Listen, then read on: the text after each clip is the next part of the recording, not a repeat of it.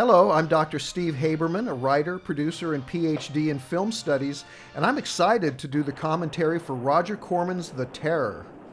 Hello, I'm novelist, screenwriter, and Baron Von Leppe devotee. See Courtney Joyner. This movie has existed for decades, only in splicey, faded 16mm public domain prints. It's great to be seeing it like this. This little section here is taken from the middle of the movie. Corman put it at the beginning as a teaser because otherwise you don't see Boris Karloff in this movie for 20 minutes. Anyway, this movie's been mocked and derided, even by some who worked on it, mostly because of its crazy shooting history. So right up front, I want to tell you that despite its blatantly commercial origins and backward production methods, I think The Terror is unique, intriguing, cinematic, and visually gorgeous. It reminds me of the frightening confusion of a nightmare. The cinematography, especially of Big Sur, and of the fog-enshrouded studio sets has an eerie, romantic artistry, and Ronald Stein's sinister music gives it a dark gravitas. The Terror invites Freudian interpretation, too, because of its extraordinary dreamlike intensity and themes of morbid obsession and doomed love. And even though he's aging and ailing, Boris Karloff gives a terrifically emotional and dignified performance, despite the rushed confusion of his two-day shoot. In short, I love The Terror, even though I know it occasionally shows its seams and blemishes.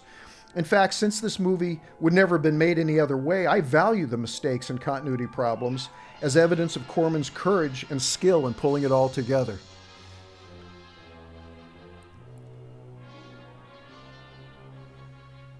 And there we are, immediately into this gorgeous title sequence designed and conceptualized by the wonderful Paul Julian, who, of course, had done quite a number of title sequences for Roger. I think this is absolutely his best. It's so beautiful, and it's one of its few in color.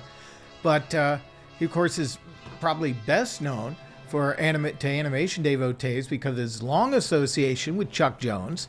And it not only did the backgrounds for How the Grinch Stole Christmas, but is the man responsible for The Desert, where Wile E. Coyote and the Roadrunner. Didn't he come up with the beep beep sound? For he sure did.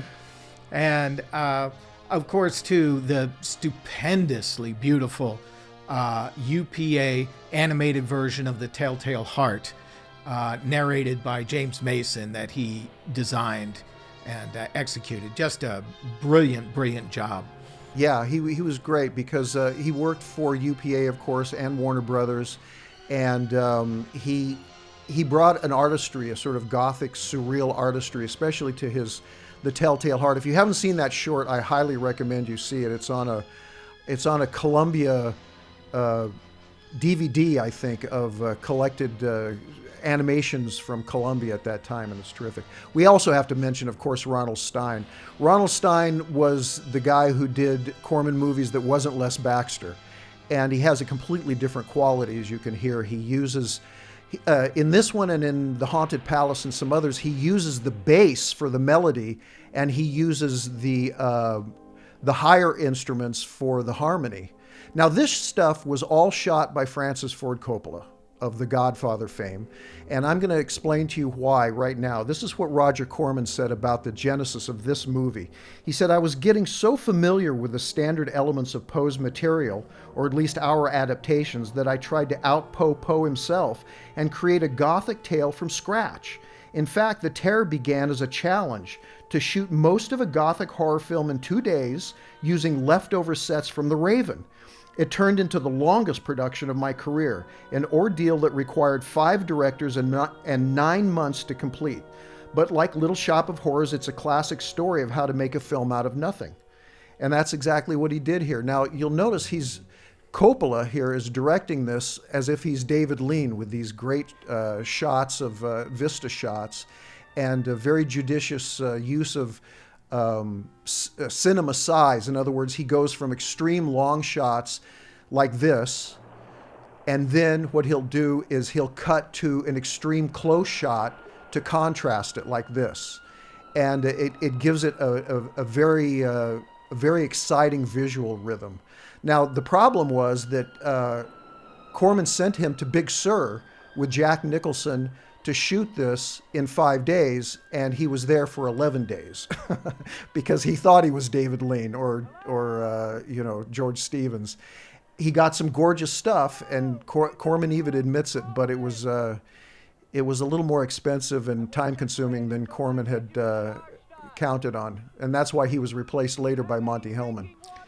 Well, of course, when Francis went to Big Sur's, with he and Jack sitting around the hotel room with Mrs. Nicholson there, Sandra Knight, that it was really almost like working off of note cards, because Roger had given Leo Gordon, I believe $1,600. Right, $1,600. To sit and say, okay, let's figure out a story quickly over the weekend where we can utilize Boris Karloff and those standing sets from The Raven and the other Poe pictures that were in the scene doc. And so this film, I don't know, it has this wonderful quality because it hits on all of these, if you will, not only themes, but kind of these templates that became so much a part of the Poe canon in all of the Corman films in one way or the other. But here they're just kind of these delicate grace notes that have come together in one movie rather than being separated over, all 5 or 6 films. Yeah, I agree. And the thing about Corman and his understanding of Poe it was very much based on his Freudian analysis of Poe, was that he agreed with the themes that Poe originally mooted in his stories. I mean, both artists are obsessed with death and the inevitability of death, and both are very interested in the sexual relationship between a basically sort of weak, obsessed man and a stronger, very sexual woman. And that plays out in this as well, between Sandra Knight and the Karloff character and the Jack Nicholson character as well. What he did understand is that Poe's stories and his movies about them are about the death of a woman, the death of a beautiful woman, and a woman that is alive in death. And that certainly describes this Helene character played by Sandra Knight. She's a village girl, Helene. This is all explained in a later scene with Dorothy Newman as the witch. She's a village girl named Helene who has been hypnotized by this witch, and she's possessed by a dead woman, Ilsa, who was murdered by her husband, the Baron Von Leppe. And the witch has done this so that this woman can drive the Baron Von Leppe to suicide, which is, of course, going to damn him. It's against the covenant. Now, this is what Jack Nicholson said about this scene. He said, "I almost drowned out there in the ocean. I was supposed to go out into the water to find Helene. That was Francis's idea. I went out into that big fucking arch up there in Big Sur. This is wintertime and there's no stunt doubling. I had been a lifeguard, so I wasn't that afraid, but that arch is way out. The water never gets deep. So in order to look disappeared, I made this up as I was going out there. I sort of crouched down to my knees so that when the first whitewater waves hit me, it did not hit me in the dick, but all over, because that water was freezing. And the water knocked me under. When I went under with the Lieutenant Duvalier's huge 5th Chasseur uniform on, I felt I couldn't stand up. I was pinned to the ground from the weight of this uniform. I had that split second of panic because I was out of ways already. I came flying out of there and just threw that fucking costume off while I ran, freezing to death." Well, of course, Nicholson has mentioned that quite a few times that... Of course, here he was in this outfit from Western costume that was made of wool. Wool, that's right. And can you imagine what that felt like at the bottom of the water, like lead weights pulling him down? I have to mention, by the way, the very Freudian symbol of that arch. I don't know if Coppola realized this or not, but Corman always felt that the doors and the windows and everything in the castles and mansions in the Poe films were symbols of the vagina in Freudian dream therapy. And that arch is very much that way too. She's first discovered, it's a very feminine symbol, she's discovered in that arch and she returns back to that arch, and that can either be a symbol of birth or of the opposite of birth, which of course is death. The other thing I want to say about this is it's very dreamlike. He falls off his horse and passes out, and when he wakes up, he finds Helene. The next thing that happens is that he passes out because he's almost drowned or something, and when he wakes up, he sees Helene again, but it's actually this woman. You know, it's this sexual girl, this very attractive girl, and that's in his consciousness, and it dissolves to this very non-sexual older woman. And this material, I believe, is really the start of Jack Hill's contribution directorially. And Jack Hill came after Monty Hellman. What happened was Coppola was out there for 11 days, then he got a job, and Corman wasn't too happy with him anyway because he went over schedule and over budget. Then Monty Hellman went up to Santa Barbara and Palo Verde and shot some more stuff on the coast with Jackie Hayes and with Sandra Knight and The Raven and so on. And then just to patch things up, because both Coppola and Monty Hellman were rewriting on location, Jack Hill came and shot a lot of exposition so that the thing could make sense, which it does. It actually makes sense in a kind of dreamlike logic. It reminds me of Vertigo that way. You know, it's Vertigo when you tell the story, it makes no sense. But as you're watching it, like a dream, it makes perfect sense. That everything is explained. Not plausibly, but it's explained. And of course, there's the great Jonathan Hayes. Hayes, who's wonderful in this. What would be, Jack Nicholson's hallucination without Seymour Krelboyne coming through the door? Well, it's amazing when I tell people that this is the same person who played Seymour in Little Shop of Horrors. They don't believe it. I mean, he was a very skilled actor, I think. Is a very skilled actor. And, see, something is kind of interesting that the Terror, where it fell into not just the chronology of the Poe films, but amnesia was kind of a big theme in movies at this time. And I'm thinking of, this will seem like an odd comparison, Mr. Budwing with James Garner. And films like that. Mirage, absolutely, where characters kind of wake up in the middle of a situation they don't understand, and then we take that exploration with them as they put together the bits and pieces of their experience and how they ended up in this unconscious state with no memory. Yeah, and it's very Freudian too, because he was interested, of course, in dreams as revealing the workings of the unconscious, which oftentimes control us. And the unconscious doesn't live in the real world; it has no eyes. It lives in memories and fantasies, and I think that's what was Corman was playing on in the Poe films. I know so because he's very articulate about it. He explains it all the time, and these films have that quality. Now I know that Coppola didn't shoot this because apparently one of the reasons that Monty Hellman had to go back and shoot stuff that had already been shot by Coppola is that Coppola forgot to tell his cameraman to shoot day for night.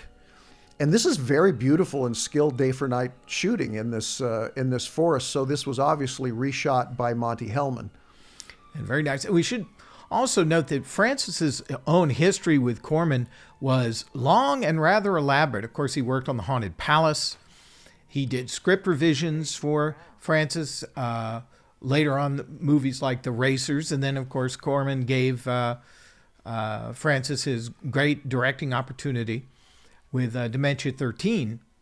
But he became kind of his jack of all trades and was one of really the first of the film students to find themselves under Roger's wing and being given opportunities. What's so funny is that Corman said he first offered the, shall we say, second unit, or it was more than that, but the directing on location job to Daniel Haller, his production designer, who did design the castle set that you're going to see later. And Daniel Haller turned it down because he had another job. So he said Francis Ford Coppola was my second choice as a director for The Terror. and back and forth. And Roger, of course, was so steeped in his own cinematic commitments. And this was one of the last of the film group productions. Roger had started this offshoot company, so he was feeling a little bit under the yoke of American International for a period, and in fact was making deals with places like Pathé and doing his own productions. Little Shop of Horrors would have been one, Bucket of Blood, The Wasp Woman. And what really kind of ended that particular experiment, which this included this movie, was that black and white science fiction films were really no longer at all part of what exhibitors wanted at that point. And they had kind of phased that out. And so Roger, one last film group production, and this one was it. Well, it was an obvious choice. I mean, his Poe movies, the ones that had been made up until this point, had all been extremely profitable, especially the first two. They'd made big money and internationally, and really started a subgenre in the horror film in the early 60s. So, you know, if he could make a film group Poe film, it would be something obvious that could play, especially with a star like Boris Karloff, because he was smart enough to use established horror stars in his Poe films. Absolutely. And, you know, it was an obvious. Now, this Dorothy Newman is wonderful. She specialized in witches for Roger Corman. She played another witch in a very early Corman Gothic called The Undead, which was made in 1958, I believe. With Allison Hayes. That's right. And she played the same kind of part, even broader than this, if you can imagine, with a pointed nose and a pointed chin. She's a little bit more of a naturalistic, believable, you know, witch in this, or person who is into witchcraft. But she specialized in that. And every once in a while, she'll turn up in these big, spectacular movies like The Ten Commandments. You'll see her, you know. But she was a Roger Corman favorite. She was in some other of his movies, I think one or two of his juvenile delinquency movies as well. And so, by the way, Jack Nicholson said, when we went up to Big Sur with Francis for the stuff along the beach and the rocks with Jackie Hayes, the horse, Helene, the young woman, and the witch's raven, Sandra got pregnant up there with our daughter Jennifer. I have told you. He said, I think Roger went wild with Francis because no one had ever gone over budget. And he was supposed to be up there for 3 days, and we stayed 11 or something like that. We all thought we'd be machine gunned or fired forever out of the business when we got back. And of course, well, Jack, because Sandra got pregnant, really kind of began this whole quest of as many jobs for as many days as possible, which is why he signed on for the St. Valentine's Day Massacre in a very small role, but it was scheduled for the entire production. So he got paid for everything and was offered another part in the movie.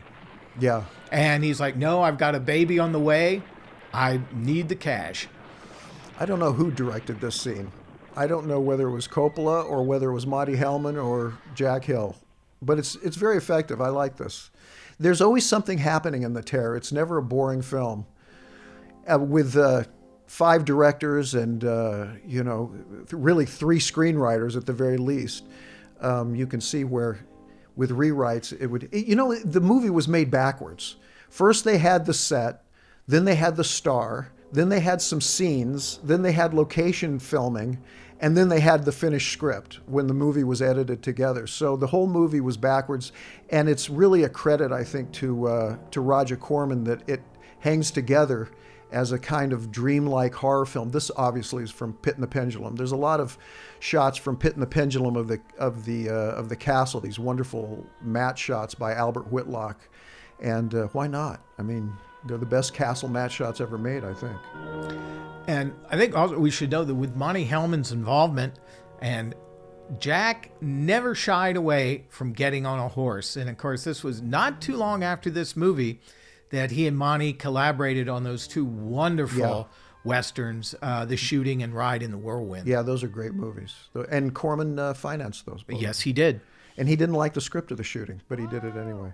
All right, now we're going to get to the 2-day shoot. Remarkably, Corman shot everything with Karloff in 2 days on the leftover sets of The Raven. And this is what Boris Karloff said. He said, right after The Raven, I did The Terror. It was a real quickie done in 2 days. Corman had the sketchiest outline of a story. I read it and begged him not to do it. He said, that's all right, Boris. I know just what I'm going to do. I want you for 2 days on this. I was in every shot, of course, Karloff says. Sometimes I was just walking through and then I would change my jacket and walk back. He nearly killed me on the last day. He had me in a tank of cold water for about 2 hours. After he got me in the can, he suspended operations and went off and directed 2 or 3 films to get the money, I suppose, to complete this one. Then off he went and shot the rest of the story somewhere on location in Northern California. What he really wanted to do was to shoot the sets of The Raven, which were still standing and were so magnificent. They were done by Daniel Haller, and as they were being pulled down around our ears, Roger was dashing around with me and a camera 2 steps ahead of the wreckers. It was very funny, says Karloff. And of course, it'd be interesting to see Corman's original contract with Boris Karloff, because, of course, all the stories always go that Karloff owed Corman another 2 days, so it's the Terror. Karloff owed Corman another several days, so hence targets. And so there's, yes, always seems to be true, a few. by the way. That isn't true, and of course that's become part of cinematic legend. But right. No, Corman wanted to shoot on these sets again, and why not? In 2 days. But look at how gorgeous this is. All they did was take the fire pit out and close up the window at the top of that huge staircase, and here you have the set for the Terror. But, he made a deal with Boris, and Karloff agreed to it. Here's what Karloff said about Roger Corman. He said, "I've now worked with Roger Corman twice on The Raven and the Terror.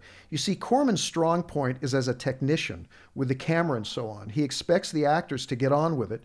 And I know Vincent Price, Peter, Lorre, and I had to find our own way around because he had all he wanted. He said, you're experienced actors, get on with it. I've got the camera, my lighting, the angles, and I know how I'm going to put this together. If you asked him about advice on a scene, he'd say, that's your pigeon. Go on, I'm busy with this. This is true of the average film made under these circumstances. The director has his hands full with the mechanics of making the film, and the actor's supposed to know his job well enough to be able to give the director what he wants." Now, Corman took exception to what Karloff said, and what Corman said was that is completely and totally false. He said, I would have never said something like that. I would work with Boris and discuss the role as with any actor. I always tried to work as much as I possibly could with the actors on a short shooting schedule. On a longer schedule, you'd be able to get more rehearsal time, but unfortunately, that is one of the drawbacks of low-budget productions. Usually, what I do is talk with the actors before the picture was even shot. I would bring the whole cast in before shooting, and we'd discuss the characters, relationships, and so forth, because during shooting, there would be time for only a small amount of rehearsal. But of course, in this case, they didn't even have a finished story. They just had some scenes that Leo Gordon had written for a proposed story that they had kind of sketched out on their own. And so none of these actors knew what their motivation was going to be. Young woman. No, and as we said, with the kind of the guideposts of the previous Poe films, with particularly with the idea of the obsession with a woman who the main character is still in love with after death, and probably, in fact, more in love with after her death. As one is. As one is, yes. But also, too, of course, this was, for Edgar Allan Poe, rather autobiographical. This was, of course, one of the great obsessions of his life was lost love. And he returned to that thematically in his own writings over and over again. So it only made sense that as Corman and Richard Matheson began to adapt Edgar Allan Poe, that would be the overriding theme. And it always has been in this series. And I think in this movie, in many ways, almost the ultimate example of it, because the obsession, if you will, and how it affects our main character. Here, it is about how it affects all the people around that main character. And this is a landowner, and how it affects the people who live on the estate, et cetera, et cetera. So his mental state reflects this entire world. It is not an insular, closed-in thing, which it usually was, certainly in House of Usher and other things, where everyone, our obsessed character is isolated. And here, he actually is not. because he is the victim of a giant plot that is playing on his mental also- instabilities. Yeah, he's also a victim of the supernatural. I love this horse breaking loose scene. You know, that's been given some grief, but it makes perfect sense because the horse senses the supernatural. Absolutely. You know, It's the as animals force. do. That's right. And he runs away. And that's why he's that's why Jack Nicholson is trapped here. What you said is very interesting because there was a psychotherapist student of Sigmund Freud's, actually Sigmund Freud, and her name was Maria Bonaparte, and she wrote a book on Edgar Allan Poe and on analyzing Poe's personality through his tales, and through the tales Berenice, Morella, Ligeia, and Fall of the House of Usher. She said that this obsession, this returning to this theme of the dead, alive, beautiful woman, echoed Poe's precognizant memories of his mother dying, his beautiful actress mother who died when Poe was 3 years old.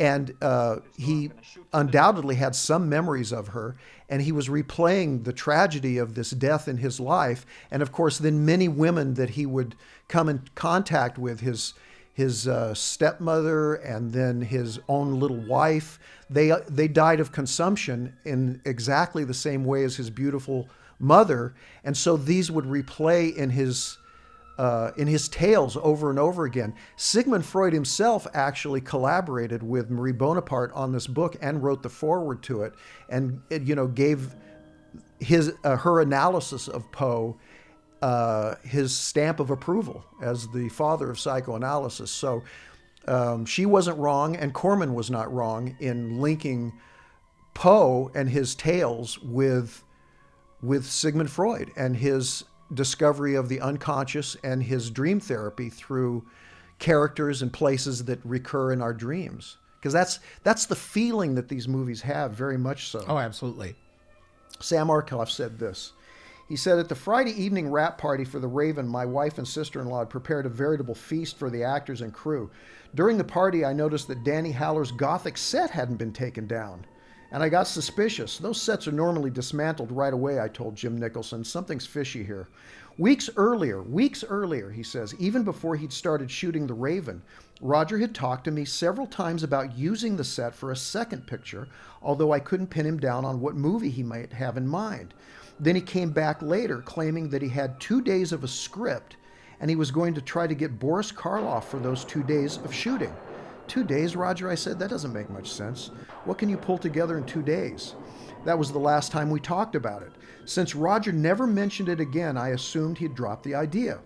On Monday morning after the wrap party, I drove back to the sets.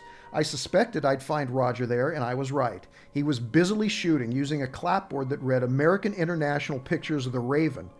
I realized he was not only shooting another movie on our set, but charging it to the Raven's production costs. Roger was in the middle of a scene with Boris Karloff. I waited patiently in the wings until he was done with that particular shot. Roger spotted me, and I noticed a flicker of surprise in his eyes. Finally, he walked toward me. Roger, what picture are we making now?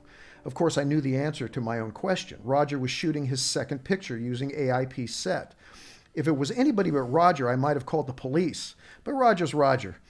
He was noticeably embarrassed, but still kept his poise. He pointed at Boris Karloff, who was having some makeup applied to his face. Forcing a smile, he exclaimed, "It's that second movie, Sam, don't you remember?" He'd rounded up most of the same crew who had worked on The Raven. Leo Gordon, a character actor turned screenwriter who had written Attack of the Giant Leeches for AIP in 1959, began turning out the first few pages of the script. Meanwhile, Roger had called Karloff's agent and began negotiating. Roger was going to try to make the movie on his own for about $100,000 and tried to hire the actor for less than his normal $40,000 fee. "I only need him for 2 days," Roger pleaded. He will play the lord of a medieval castle, and he's perfect for the role." "Perfect for the role," the agent said skeptically. "You just want him for his name, don't you, Roger? You'll have to pay full price." Roger finally spoke to Boris himself, and although not having much of a script pulled together yet, he convinced the actor to give him those 2 days. In fact, they turned into a rather harrowing 48 hours. Actors were running in all directions, trying to figure out where they belonged, what they were supposed to wear, what they were supposed to say. On the second day, the 76-year-old Karloff was submerged in cold water for most of the afternoon. The chilling experience didn't do much for Karloff's health. In fact, his wife later told me that he caught a bad cold and was forced to take to bed. With Karloff on his way back to London to recuperate, and with the sets finally being torn down, Roger took a hiatus from the shooting of what would later be called The Terror, while the rest of the script was written around the scenes that were already in the can. The remainder of the picture became somewhat of an adventure for Roger, eventually shot over the better part of the next calendar year. Well, he must leave at once. You think perhaps he's... One thing with Sam, and he always kind of had a habit when he referred to other people to think of their lesser credits. Yeah. That was kind That's of funny. Put them in their place. It put them in their place, exactly, because Leo Gordon's writing career, as a character actor, of course, everyone so remembers so many different performances. For me, brilliant in Riot in Cell Block 11. Or The Intruder. The Intruder, absolutely incredible, written by Charlie Beaumont and directed by Roger. And of course, in McClintock, you've caused a lot of problems here to get Pilgrim, but I'm not going to hit you. Yeah. I'm not going to hit you, and then pow. Yeah. But Leo's own writing career, not only because of his extensive involvement with Jack Webb, and you see his credits on Adam 12 and Emergency, some really fine movies with Roger, and also some of the quickie film groups, like I believe I wrote the screenplay to The Wasp Woman and a few of those. But for Gene Corman, suddenly Leo really blossomed along with his television career, probably culminating for me with Tobruk, starring Rock Hudson. Oh, yeah. Which is a very fine movie. Yeah. So, yeah, to dismiss Leo Gordon as the leech, the Tag of the Leeches, Giant, which directed by Bernie Kowalski and produced by Gene Corman. But Leo Gordon's great talent was as a character actor. Oh, He really was. tremendous. He was in Hondo. He was a terrific character actor. I loved him. Here's what Dick Miller said. Dick Miller here is playing Stefan, the butler. He said, "The picture was put together hurriedly when Karloff finished shooting a picture with Roger Corman and had a weekend left over. It was half a script with some basic scenes for Mr. Karloff to shoot and no plot. I was given my script with a few days' notice, and we went to work. We had 3 days to finish it. 3 days in this one. I think maybe there were 2 days with Karloff and then an extra day with maybe the other actors. I'm not sure. We shot the scenes that Boris was in with such mysterious dialogue as who was the young man last night and what was he doing, etc. I spoke to Boris about his reading lines that made no sense and asked him how he did that. He said, in pure Karloff fashion, 'When that happens, I revert to Karloff.' Then he did an imitation of himself. I didn't ask him about his health, but he was obviously not well. For example, the walk down a long flight of stairs was shortened to the last 3 steps.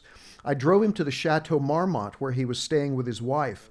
I met her, and to this day I still regret having turned down an invitation to come in and have some tea.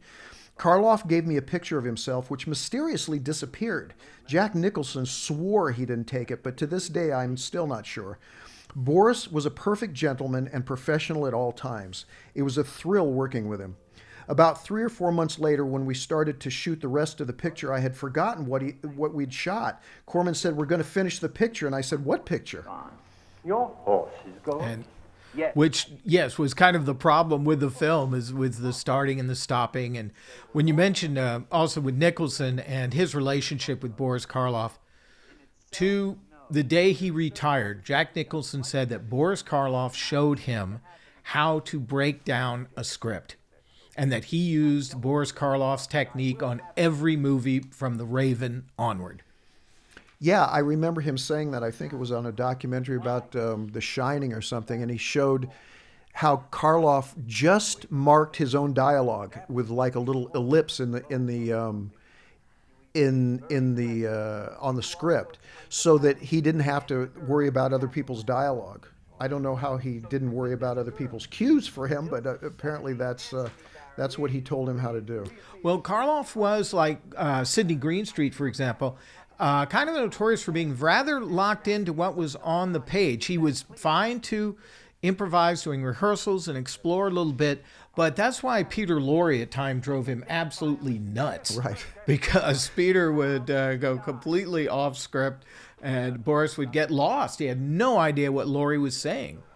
Yeah, that seems like an exaggeration to me, because if you've ever seen Karloff in, like on the Red Skelton show or the Jonathan Winters show in a sketch, you know, Red Skelton didn't always stay with the script, nor did Vincent Price when he was in the sketches with Red Skelton and Boris Karloff.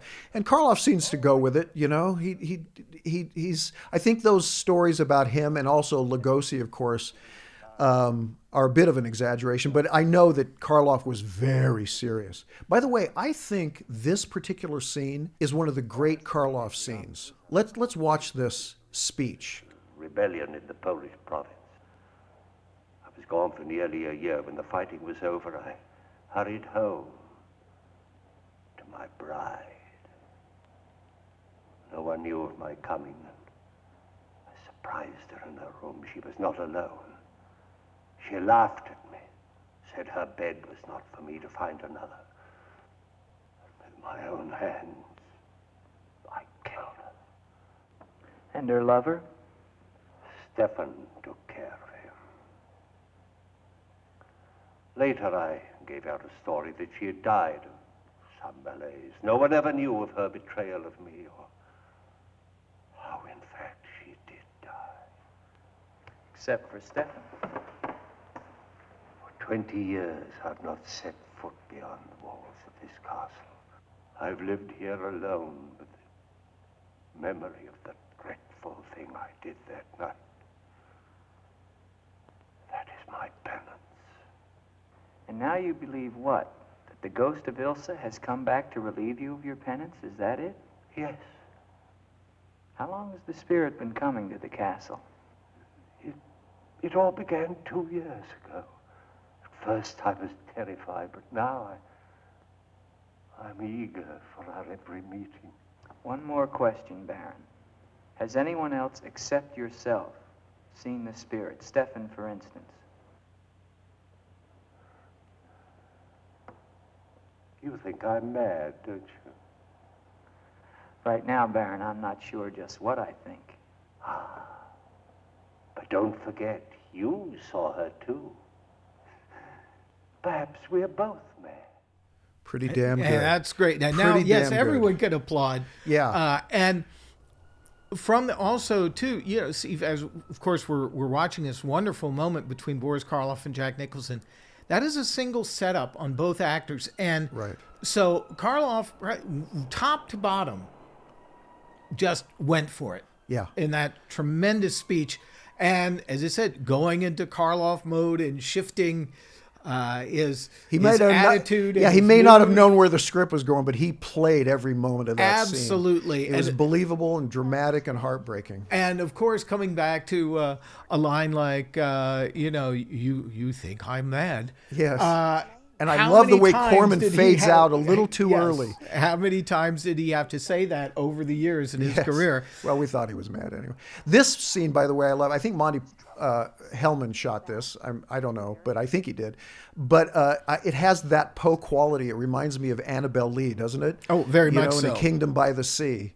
Kingdom by the Sea, absolutely. Yeah, and I think actually Sandra Knight's quite good in this scene. You know, she has a very American quality, like her husband Jack Nicholson, which doesn't always work with this European Gothic sensibility. But even so, there's something very haunting, dreamlike, especially the fact that Monty Hellman, or whoever directed this, was wise enough to keep the sea in the background the whole time, like the churning unconscious of these characters. And, well, Sandra Knight had, as you said, this very American quality that in another film written by Leo Gordon, actually with Vincent Price, but another one of Roger's away from AIP productions, Tower of London, she does seem out of place there. Well, Tower of London, I think, is almost a complete misfire.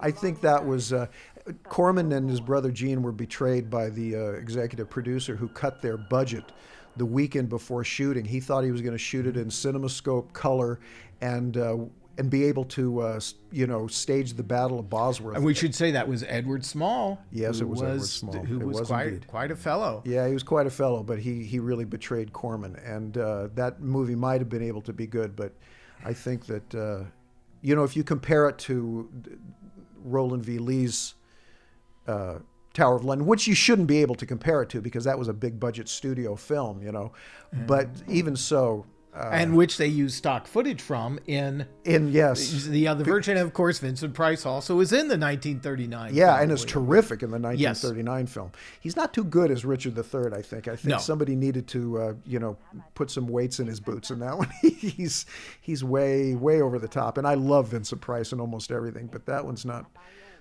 And, that's the thing. I mean, that movie, I don't think works. This movie, despite the fact that it was shot backwards, I think works beautifully. That little device there, I think, was the same one used in Tales of Terror. Absolutely. The year before this, Basil Rathbone. Basil Rathbone is Mr. Carmichael. Mr. Carmichael, and he's hypnotizing Monsieur Valdemar, who's played by Vincent Price quite well. With this same device. Now, if you'll notice in this scene, all of the dialogue seems to be looped of Dorothy Newman's to Sandra Knight. So apparently this was shot with a different explanation. Now, see, her lips don't match what's being said, but what's being said completely explains what's going on in this movie.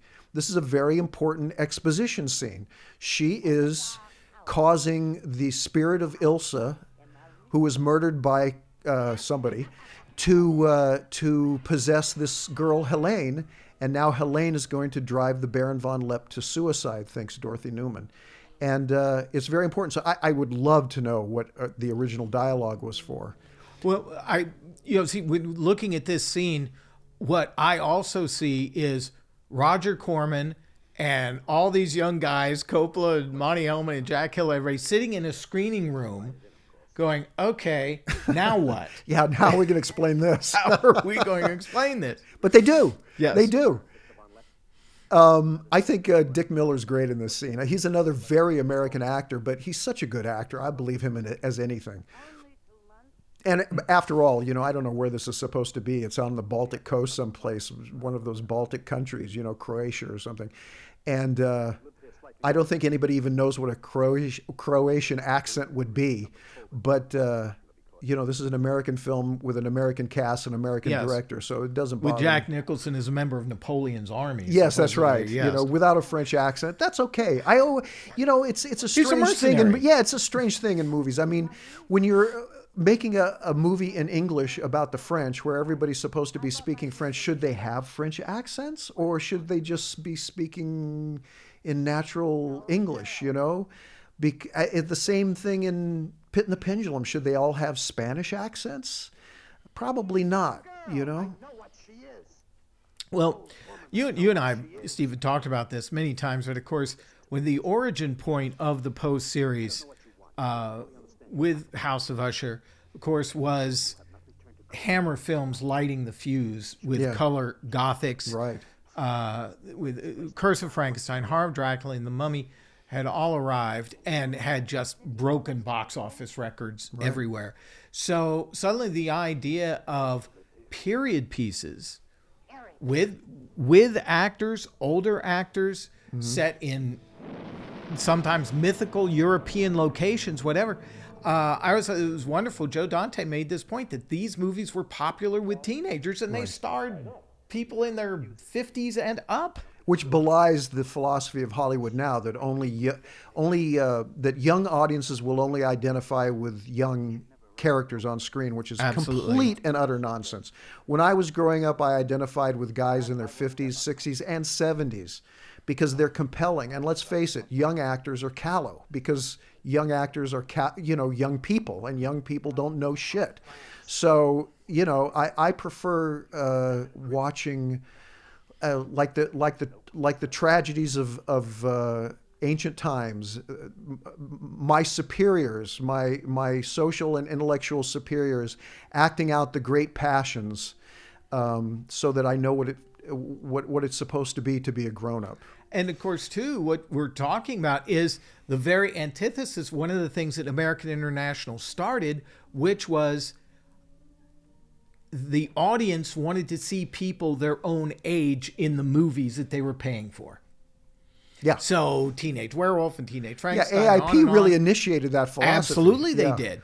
And then here they kind of reversed themselves because... Well, because Corman, look, even when Corman was making those 2-week black and white movies in the 50s, they were auteur works, whether they were, juvenile delinquency movies or rock and roll movies or whatever. They were always about the inevitability of death, and they had this pessimistic viewpoint that life was meaningless. Watch Teenage Doll one of these days. Or Rock All Night. Or Rock All Night. These are some of the darkest movies made in the 50s. They're completely nihilistic. So I don't think Corman ever signed on for the philosophy that, you couldn't make a tragedy or at least a dark melodrama, with young people. You could. And, he always had a Mark Damon or a Jack Nicholson or a John Kerr, these actors that represented the audience. But I don't think the audience identified with those characters. No, I don't think so I think either. the audience identified with Vincent Price. And they certainly were more vested in Vincent Price. And we should note that, of course, American International, simultaneous with the enormous success of the Poe movies, were also having the enormous success of the Beach Party movies. Right. Yeah. It's a slightly different audience. Yes. But so there you go. You had for the two different audiences from the same company hitting their targets. Separately. It's wonderful how Corman, in post-production, gave this movie a very professional sheen with the credit sequence that we talked about by Paul Julian, and with this wonderful orchestral score by Ronald Stein. It gives the movie an importance that you wouldn't think it could earn given its production history. But he took the movie seriously, and he knew that audiences who went to go see a Roger Corman Gothic expected certain ingredients, and a lot of people went to go see this was made right after The Raven, so The Raven hadn't been released yet, but the audience had already enjoyed House of Usher, Pit and the Pendulum, The Premature Burial, and Tales of Terror, all at least as good as Hammer's best product, and some would say a couple of those were even better. So he had his own reputation to live up to. And when we were speaking, again, of Ronald Stein, who I think is so underappreciated, his beautiful score for this, it's so lush. And these films tended to be music heavy. So there was a lot of responsibility placed on his shoulders and Les Baxter's shoulders. But I think this score and the Haunted Palace score is just fantastic. Absolutely magnificent. And my favorite really is the one that seems least appreciated, which is The Premature Burial, with its use of Molly Malone. Molly Malone, yes. Yeah, I think Ronald Stein was... I love Les Baxter, too. He's completely different, though. Les Baxter is much more melodic. He has a much more lush harmonic sound, and Ronald Stein is he's sort of the Bernard Herrmann of AIP. It's a very dark, moody, kind of haunting sound. And it really does give the movies a great deal of importance. Even a movie like Dementia 13, which had even, a more spotty production history than this, he just elevates whatever he scores, and he was a wonderful addition. He died way too young. And this is, of course, one of the great examples of Boris Karloff cites, I walked down a hallway. Then Roger said, walk down the other way. And then I walked again. But you know what? It all comes together. And absolutely it all comes together. Yeah, you're with Duvalier. You want to find out what the hell who is this woman that's so beautiful that I'm attracted to? And is she a ghost? She can't be. I kissed her. This is wonderful. And always the intrusion when our central character is communicating with the dead, and someone will always interrupt him. Right. And I find that to be true in my own life. It will save us both embarrassment if he will leave the moment he returns. There can be no doubt of it, sir.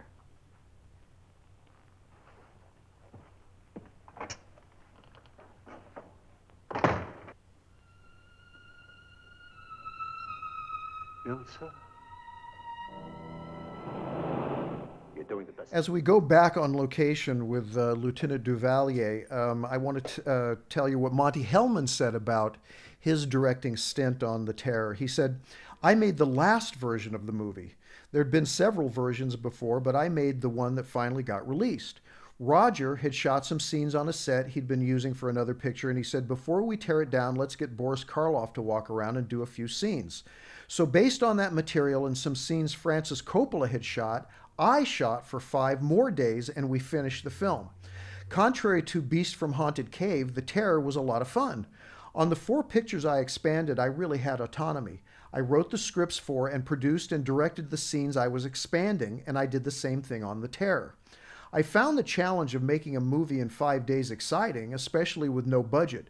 Instead of getting a wrangler to bring a horse out, we went to Griffith Park stables, rented a horse and trailer, and brought them to the set. And nobody could get the horse back into the trailer after we'd finished shooting. It just refused to go.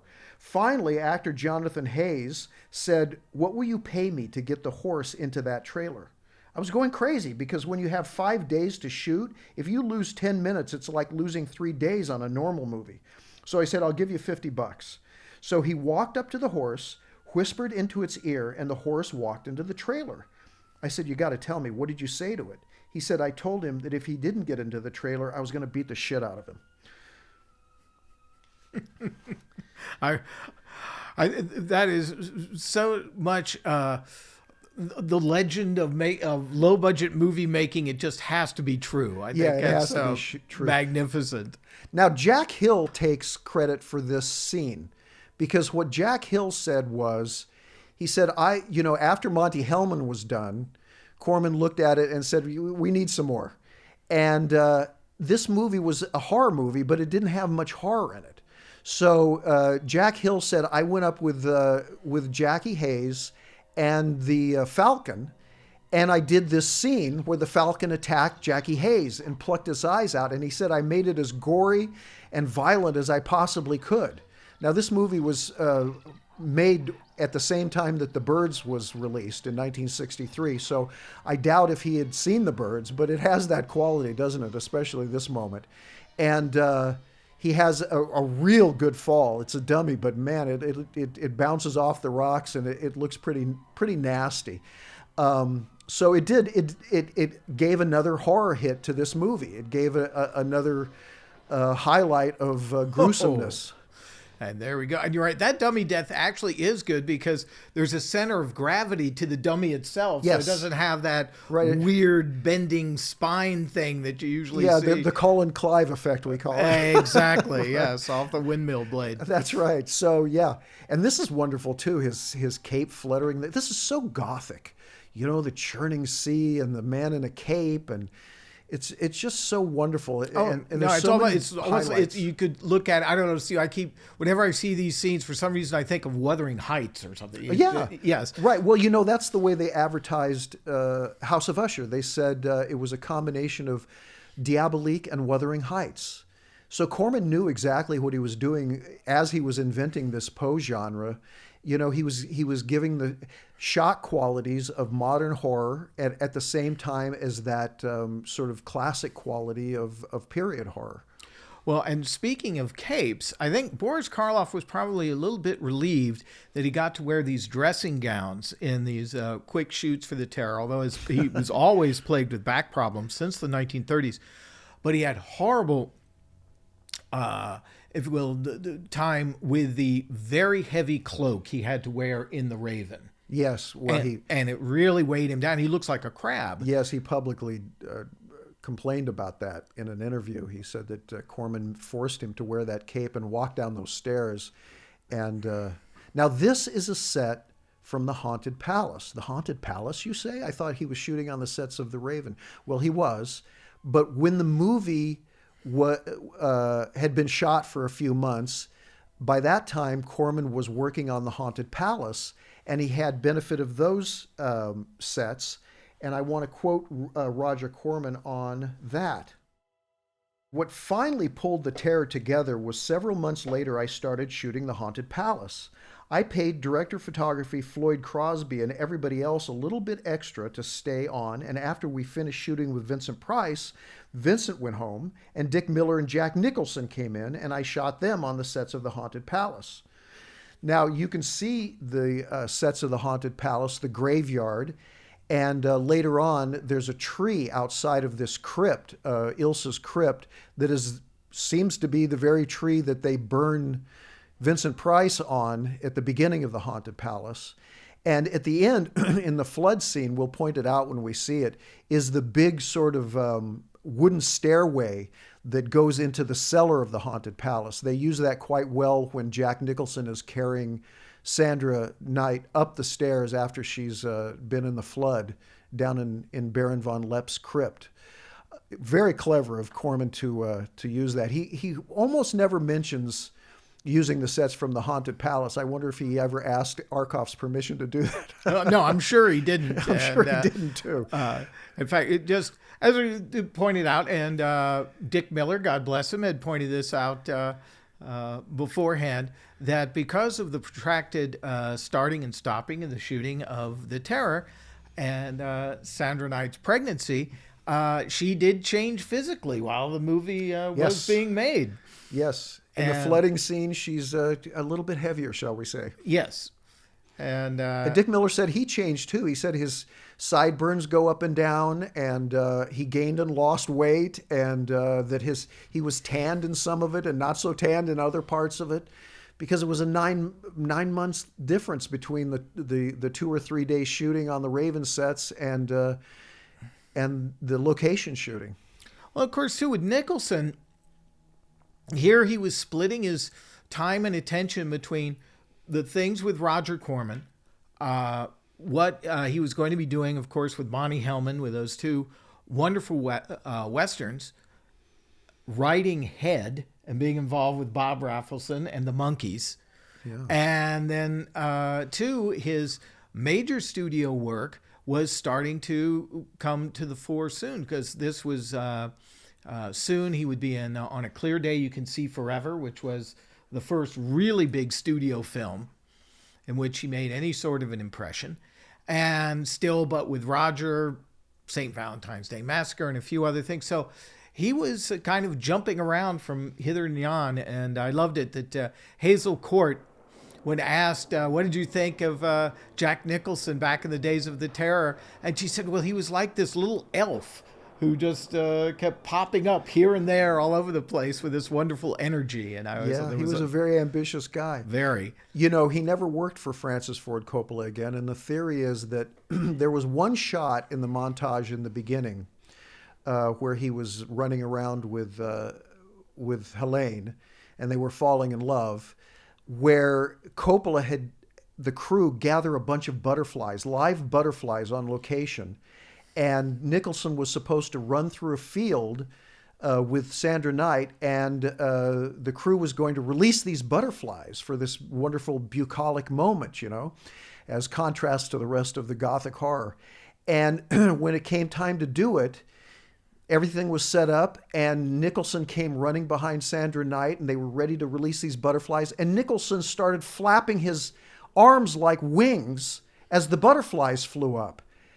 And Coppola said, "Cut! What are you doing?"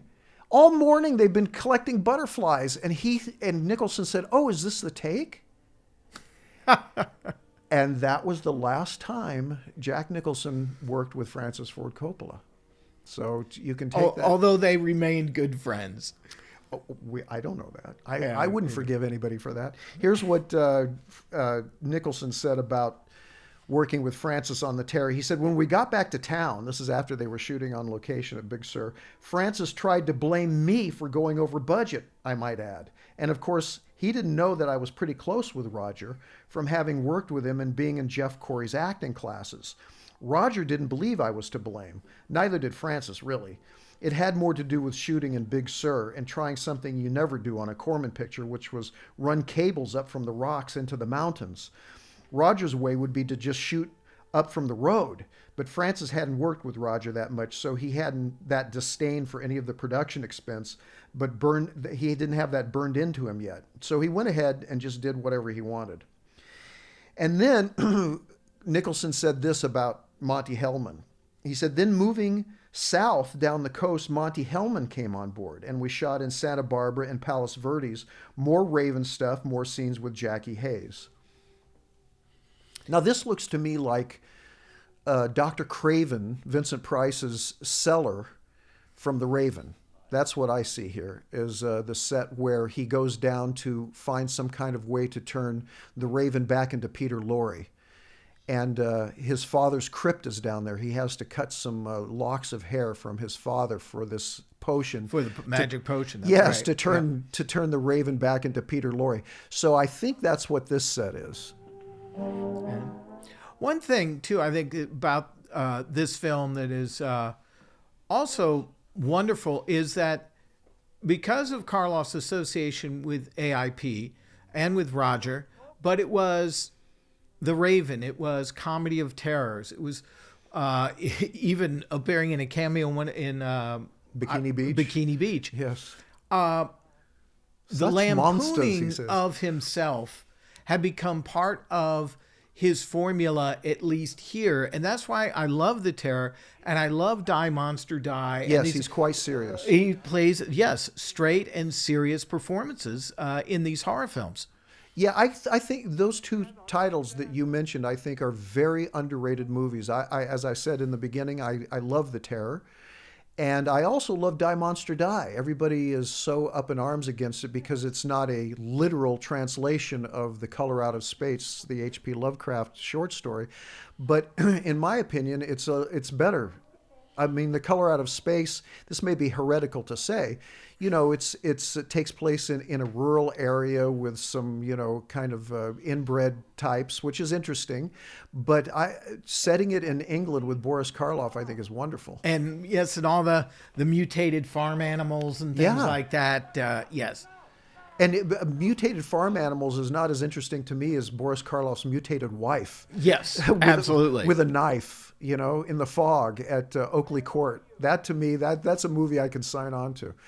But I like both of those movies, and they take themselves quite seriously. I think after Black Sabbath, they're the best AIP serious horror movies that Karloff made. I think really the best AIP movie Karloff made was Corman's The Raven, because Corman is actually an auteur, and the movie has a depth that few people give it credit for. Plus, it's beautifully directed and written, and I just love it. Well, also, we're talking about a time period here where Boris Karloff still had some body weight, and the contrast between Karloff in this period and, say, a film like Michael Reeves' The Sorcerers is really startling. Yeah. And he looks very frail. They hide his frailty. Bogdanovich hid his frailty very well with great dialogue scenes and acting, you know. But you're right. In The Sorcerer, he just, you know, it's hard. Sometimes it's hard to watch because he just doesn't look well. No, as also true in The Crimson Cult. Oh, that movie to me is unwatchable. It's just a terrible script, badly directed.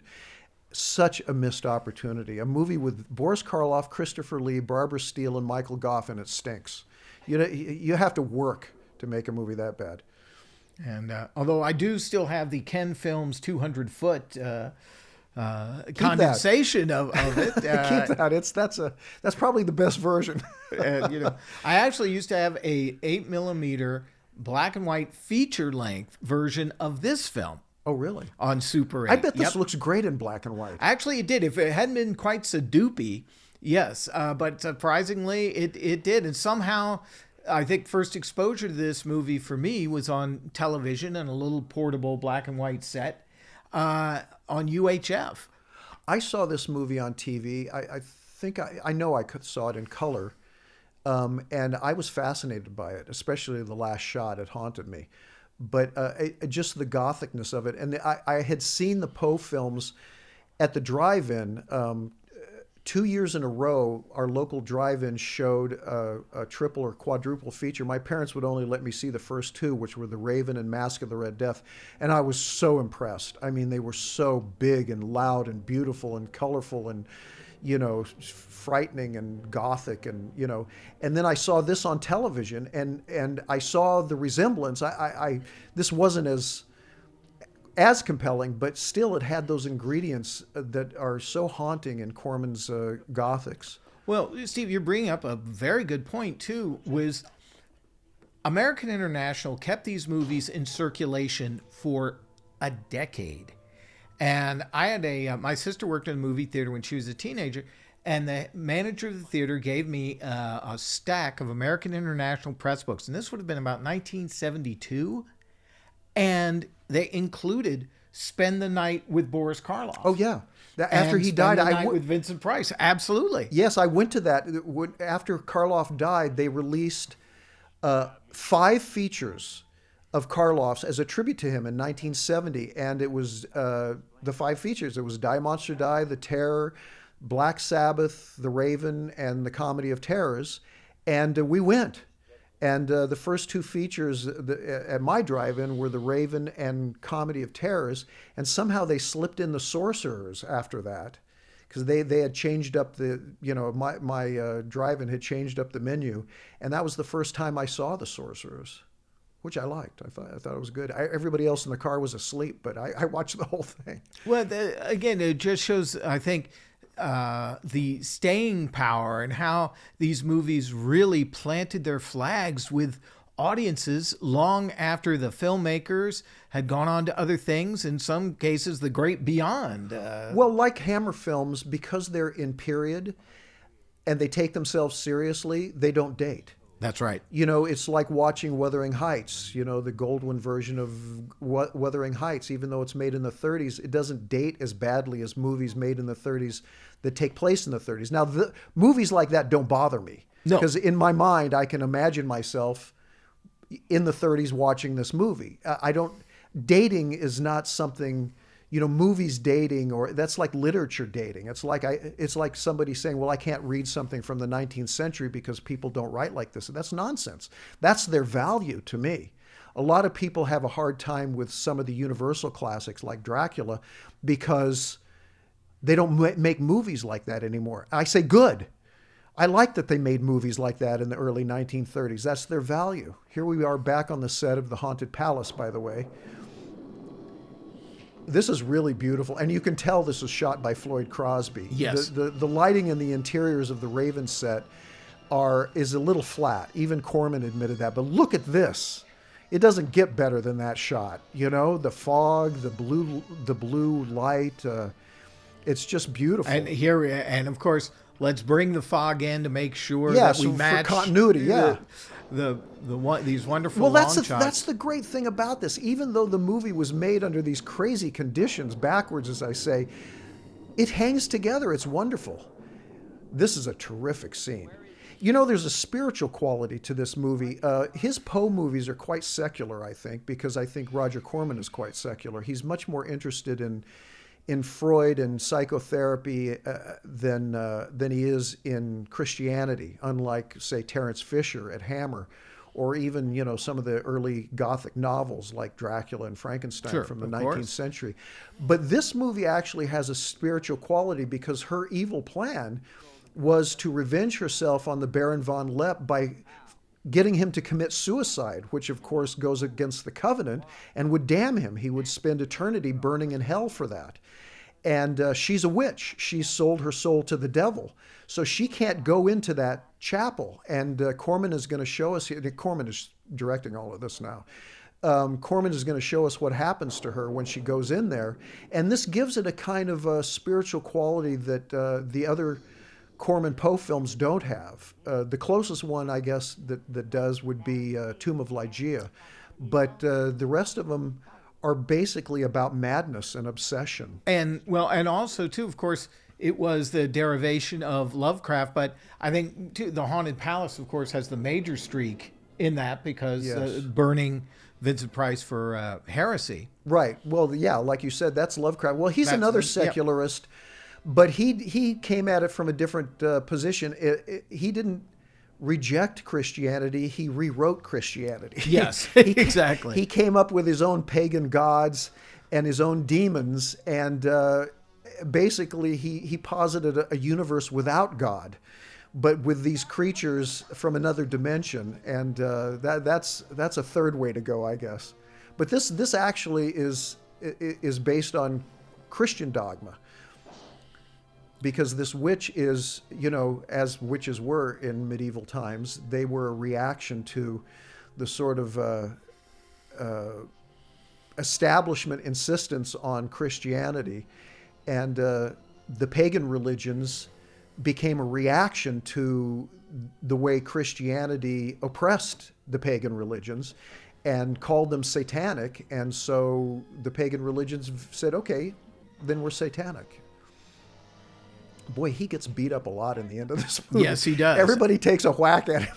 But at least we've had this wonderful moment where she literally makes sense of all the twists and turns. And well, this is the final twist and turn, and this was done at the last minute. Corman cut the movie together as it was coming, and he said, "You know what? It needs one more twist." And the final twist is that the Baron Von Leppe is not the Baron Von Leppe.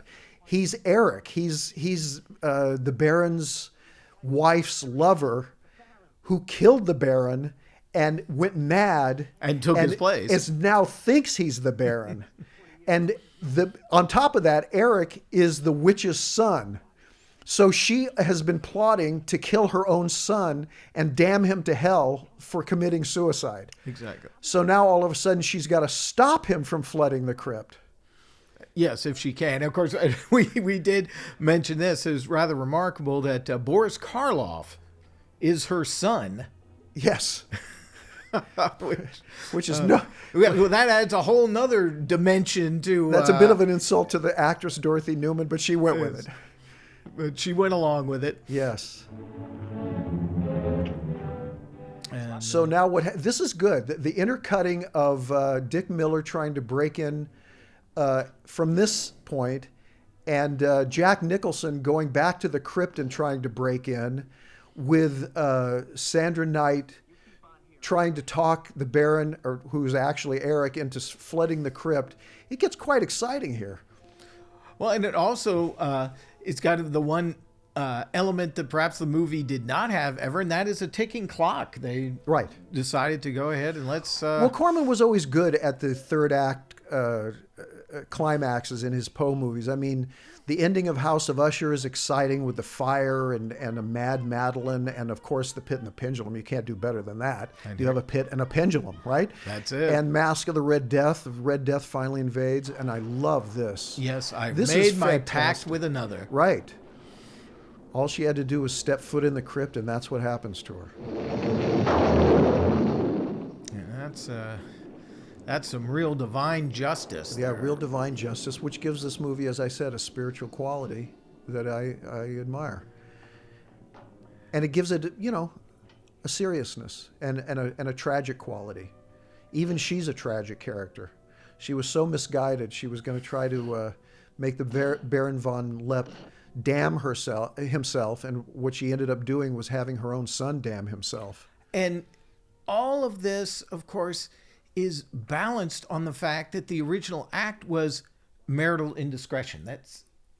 It was nothing colossal. No one was celebrating the Black Mass. No one, there was nothing like that. It was actually a wife taking a lover, and that set all of this tragedy in motion. Well, that's what makes it a piece with the other Poe films too, because Pit and the Pendulum and The Haunted Palace, they all have to do with marital indiscretion and a very aggressive sexual woman, in this case a woman we don't meet, the Baroness Von Leppe, destroying a sort of aesthete, a man of sensitivity for her own sexuality.